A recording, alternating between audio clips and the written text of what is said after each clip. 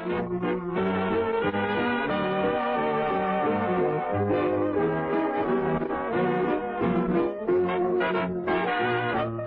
a lovely day today, so whatever you've got to do, you got a lovely day to do it in, that's true. And I hope whatever you've got to do is something that can be done by two, or I'd really like to stay. Welcome to Ask Aunt Anne. It's a lovely day here, and I hope it's a lovely day where you are. Well, if you've been watching, and I hope you have, Jimmy surprised me on Valentine's Day with a beautiful engagement ring. Generally, newly engaged couples will celebrate their engagement about 3 months after the engagement is announced. Because some of our dearest family and friends couldn't join us for a party this summer, we decided to have a small engagement party in the fall. We aren't alone. Our mailbox has been full of letters asking for help with planning special celebrations. So on this episode, we're going to go through all the steps of creating a wonderful event using our engagement party as an example. Please stay with us. You won't want to miss a thing. Here's our first and last letter. Our entire show is based on it. Dear Aunt Anne, congratulations on your engagement. My fiance proposed to me a few months ago too. My parents would like to host an engagement party for us.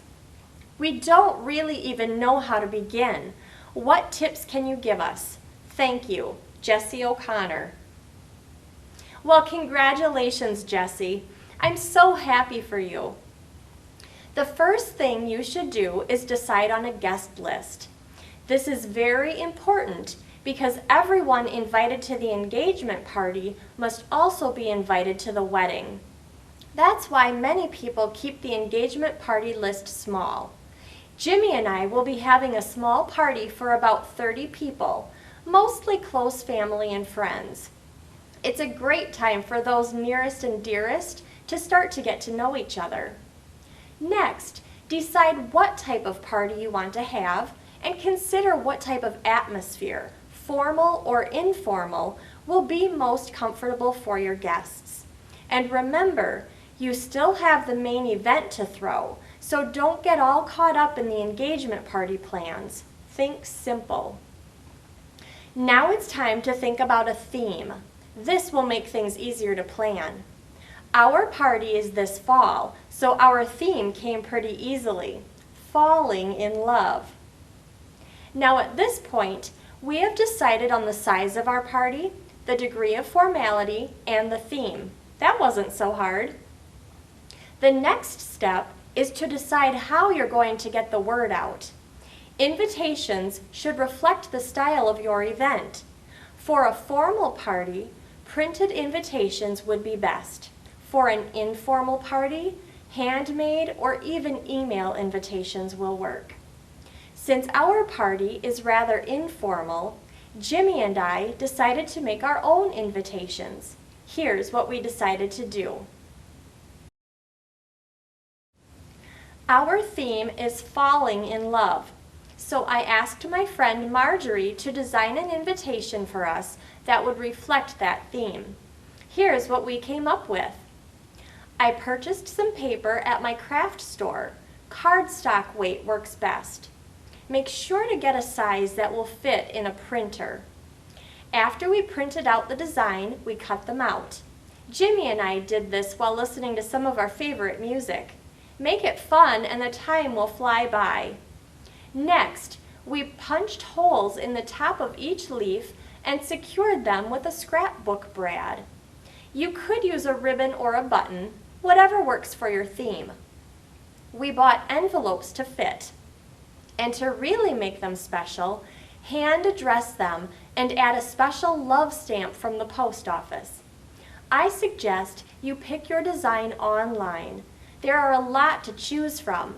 We picked this pretty forever heart. Just order them online and they will be delivered to you. No waiting in lines. Who could say no to an invitation this pretty?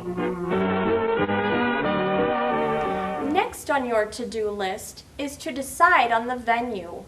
Again, it should reflect the type of event you are planning.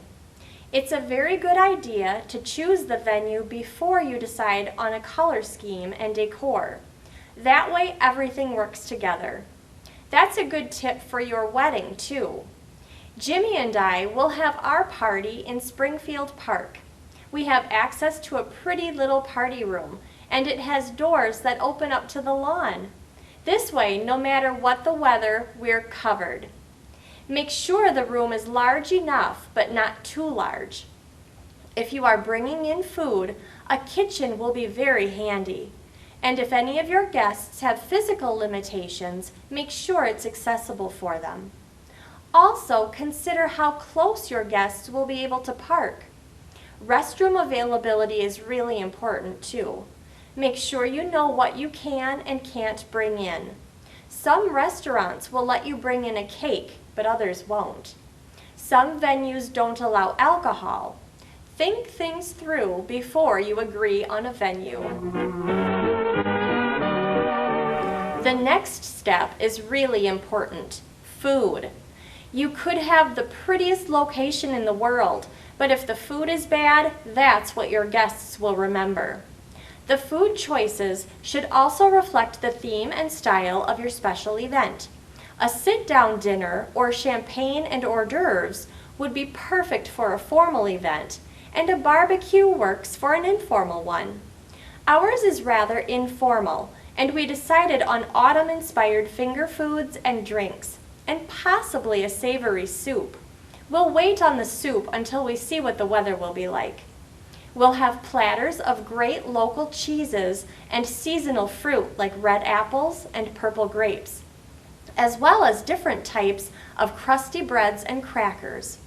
We'll also have cut-up vegetables and a few dips to try. Here are a few special things we'll offer our guests. Using refrigerated pie crusts, we'll make some sweet crackers. Here are two variations. For cranberry pecan pie crust leaves, you will need one 15-ounce package of refrigerated pie crusts, 1/2 cup finely chopped pecans, toasted, 1/2 cup finely chopped dried cranberries, and for a variation, try adding 1/2 cup shredded sharp cheddar cheese. To prepare, unfold each pie crust and press out fold lines. Sprinkle one pie crust with pecans and cranberries. Top with remaining pie crust. Roll into a 14-inch circle, sealing together the pie crusts. Cut into desired shapes with a 2 to 3-inch cutter. Place pastry shapes on a lightly greased baking sheet. Re-roll any leftover scraps of dough and repeat the procedure. Bake at 425 degrees for 8 to 10 minutes or until golden. The second recipe is pie crust chips and cinnamon dip.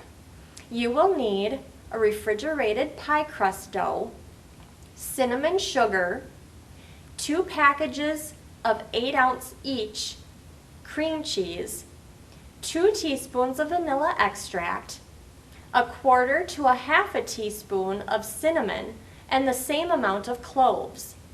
To prepare, roll out dough and cut out leaf shapes using a butter knife to make the veins in the leaves. Sprinkle with a mix of cinnamon and sugar, then bake 15 to 16 minutes at 425 degrees. For the dip, microwave cream cheese, vanilla, cinnamon, and cloves uncovered for 30 to 45 seconds. Stir well and then serve. Since we have an oven in our venue, we'll be periodically bringing out pumpkin pecan baked brie. Here's how to make it.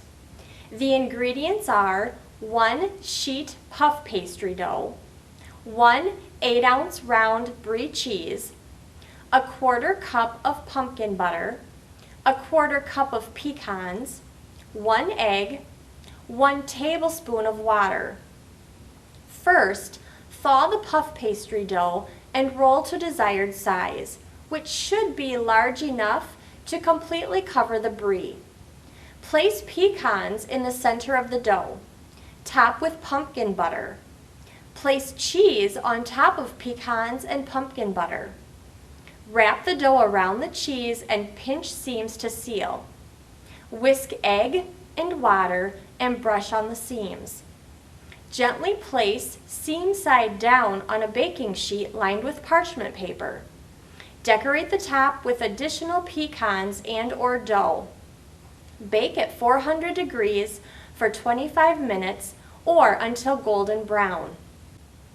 You can buy pumpkin butter in most stores, but it's really easy to make your own. I make this recipe in my crock pot, and I will be giving these small jars to our guests to take home. Here's what you need.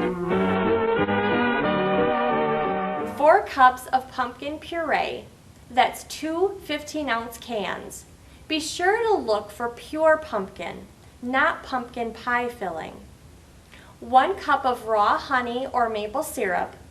1/2 cup apple juice or apple cider. 1 teaspoon of vanilla extract. 2 teaspoons of fresh lemon juice. 1 tablespoon of ground cinnamon. 1 teaspoon ground nutmeg. 1 teaspoon ground ginger. 1/4 teaspoon ground cloves. 1/4 teaspoon ground allspice, and a generous pinch of sea salt. Add all of the ingredients to your slow cooker. Stir very well to combine. Cook on low for approximately 6 hours or until thick. This time may vary based on your slow cooker, because each slow cooker cooks a bit differently. You may have to stir it several times throughout the cooking process to prevent sticking. You don't want it to burn. After 6 hours, if it hasn't thickened as much as you'd like, take the lid off and let it cook a bit longer and it will reduce further. Add it to your jars or other airtight containers and allow to cool, then store in the refrigerator. Store in the refrigerator for approximately 2 to 3 weeks. It can be frozen for up to a year. This recipe makes about 3 cups of pumpkin butter. It's great on toast, and you can add it to smoothies, oatmeal, yogurt, or ice cream. It's even great with pasta and pork roast. Enjoy! The beverages at our party will include regular and flavored coffee, teas, apple and hard cider, and fruit water. We also wanted to do something special, so we came up with his and hers cocktails. Jimmy will be here in a little bit to help me show you how to make them. Until then, let's talk a bit about our decorations and favors. I want to remind you again that this is just the engagement party, so save the more complicated projects for the wedding. I'd suggest some pretty centerpieces, decorations for the buffet tables, and a few other things that help carry out your theme. I made some really nice hand-stenciled candle holders for our centerpieces. These could also be used to display floral arrangements. They can all be the same size, or you may want to group different sizes together for an interesting arrangement. Just be sure all of the vases are cylindrical and not tapered or hourglass shaped. Here are the instructions for making them. You will need the vases or mason jars, leaf stencils, a sponge brush, and enamel paints. I purchased my vases at the local store where everything is $1. Everything else was purchased at the local crafts store for around $9.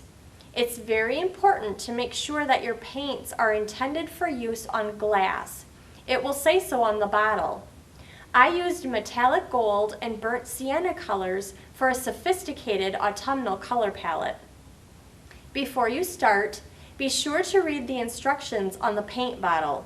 They suggest you first clean your glass surface with alcohol before painting, so I wiped the outside surface of my vase with a little bit of rubbing alcohol on a cotton ball. These stencils came with a variety of leaf shapes and sizes. Wrapping the entire stencil sheet around the vase can be cumbersome, so try cutting the stencils apart for easier painting. Use freezer tape, secure one stencil at a time onto the vase, and then fill it in by dabbing the paint on with the sponge brush. Dabbing the paint works better than brushing when using a stencil. The waxed paper that I've used to protect my workspace also doubles as my paint palette. Remove the stencil immediately after you've painted. The paint might smudge a little bit when removing the stencil. If this happens, simply use a toothpick to clean up the smudged paint and add line definition.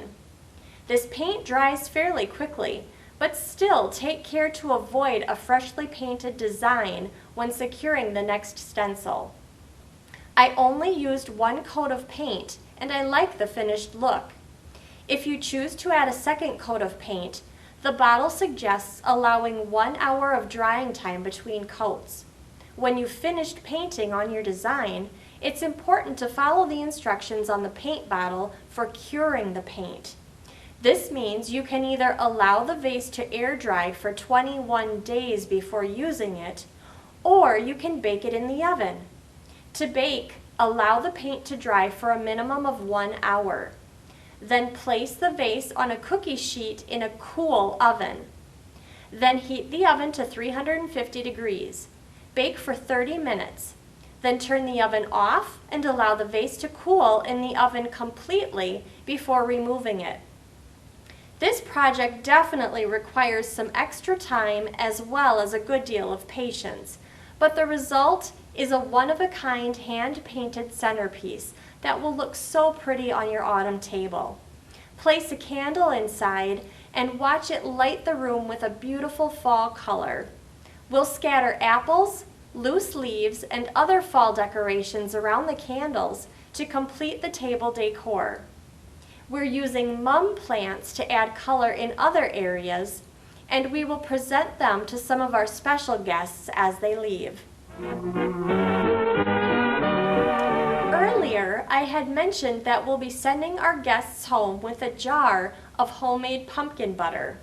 We'll decorate the jars by tying a ribbon around the top and adding these pretty little cinnamon leaves. Here's how to make them. You'll need 1 cup of applesauce, 1½ cups of cinnamon, and look for big containers at the dollar store, bulk stores, or on Amazon. 2 tablespoons of ground cloves, and cookie cutters in different sizes. Mix 1 cup of applesauce with 1 cup of cinnamon in a large bowl. Use your hands to really incorporate the spices. Make sure you don't miss any wet spots. Add the additional 1/2 cup of cinnamon and cloves and continue to incorporate. If it's too wet, add more cinnamon. If it's too dry, add more applesauce. But be patient. It takes time to mix, so don't add cinnamon or applesauce till you're absolutely sure it's well mixed. Scatter some cinnamon on your work surface just like you would do with flour when you're working with pie dough, and roll out the applesauce cinnamon dough to a 1/4 inch thick. If the dough is too wet, it will make a huge mess and stick to your rolling pin.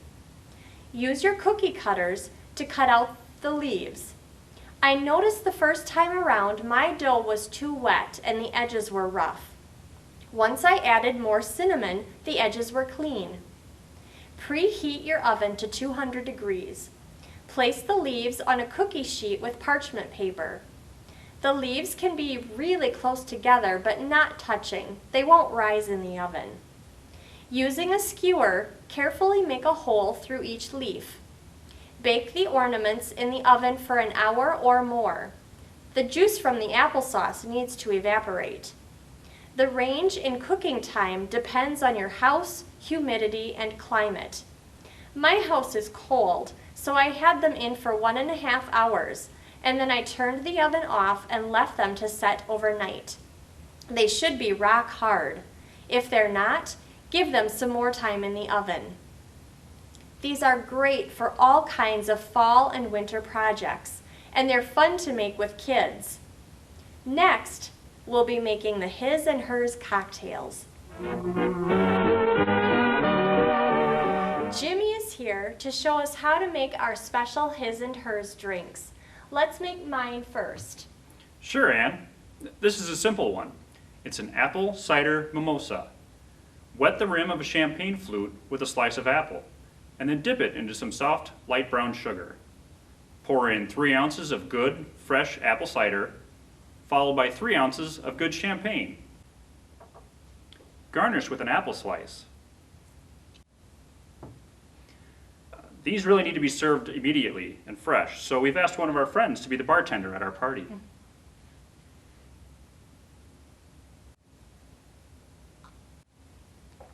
Oh, that really tastes great. Now what do you have for your drink? My drink is a spicy pumpkin and apple cocktail. In a cocktail shaker filled with ice, add 1.5 ounces of pumpkin puree, 1.5 ounces vanilla vodka, 2 ounces of apple cider, and 1.5 ounces of spicy ginger ale. Shake for 15 seconds, and then strain into a glass filled with ice and top with ginger ale.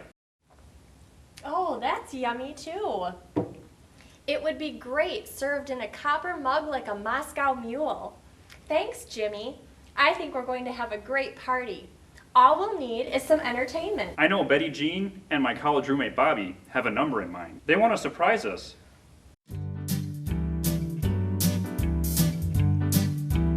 L is for the way you look at me. O is for the only one I see.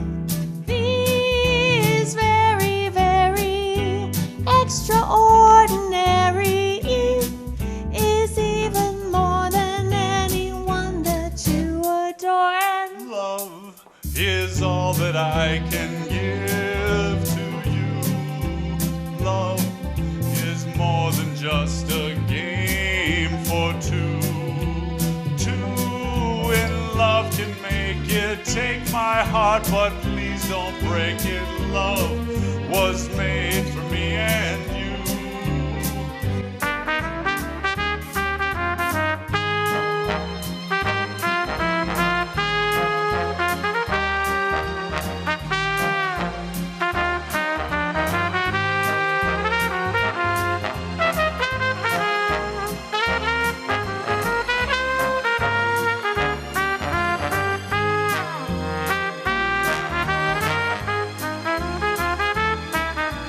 L is for the way you look at me.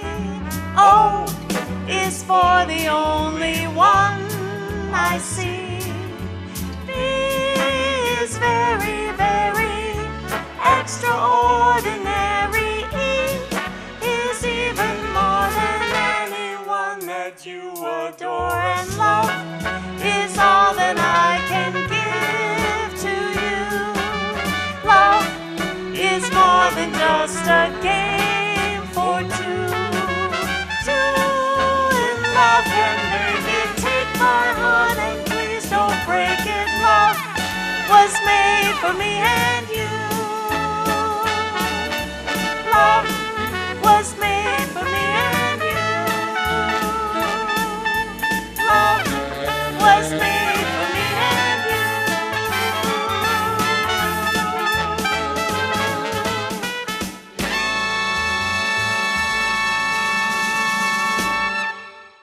Well, Jessie, I hope we helped you get your engagement party started.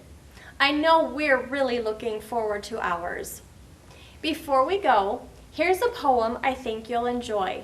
It's by Heather Ober, and it's called September. Trees reach like glowing embers to singe the autumn skies. Leaves burst with blinding color like sparks that spin and rise. Then a breath of weightless fog moves across the silent lake, where trails of molten clouds fill the sunset's smoky wake. The harvest moon emerges like a second burning sun to fill the sky with button stars that morning pulls undone. Sunlight floods the gardens to melt the morning dew. This is where my heart resides since September gave me you. Thank you for watching and spending some of your day with us. If you have a favorite poem, please send it our way through our website or Facebook page. Please stop by for a visit soon and keep those letters coming. It's a lovely day today, so whatever you've got to do, you got a lovely day to do it in, that's true.